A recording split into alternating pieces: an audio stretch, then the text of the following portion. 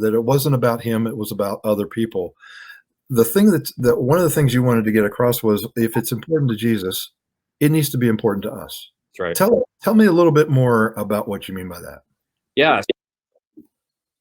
Bible, when Jesus is challenged in the Bible of what is the most important commandment, they came at him with an expectation that he was going to talk about the law, but he fires back by saying the most important thing is to love God and to love people.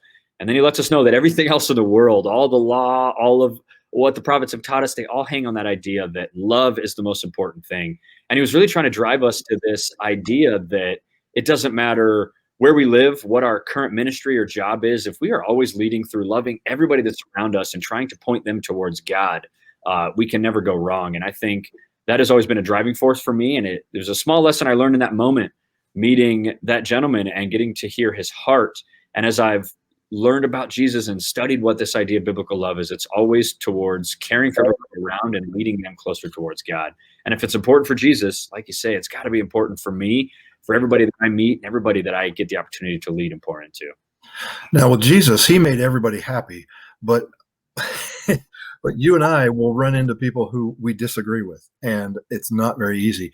Do you have any idea, any advice on, like, if I don't get along with someone or someone attacks me, how do I love them like Jesus would? Yeah, that's a great question. And it's one that I think is, as any leader, whether you're in pastoral leadership or you're in secular leadership somewhere, you're going to run into that. And I think we've all heard the idea of tough love, right? You just keep loving them through it, and you're leading them somewhere they go. But Jesus modeled something beautiful for us in his interaction with Levi, right? And when we meet Levi in the Bible, he's a tax collector. He's somebody that nobody agrees with, nobody likes to see. And Levi was kind of standoffish to Jesus at first too. But Jesus did something that was unexpected. He put himself into Levi's world and got to understand who Levi spends time with and what makes Levi click and where Levi enjoys spending his time. And even though he didn't agree with anything that Levi did in living his life and his career choice, he set aside his feelings and beliefs about the situation to get to know who Levi was. And as you continue reading and studying that story, realize that when Jesus approached him in the market and said, "Hey, Levi, I want you to follow me. And actually your life's going to look different. We're going to give you a different name."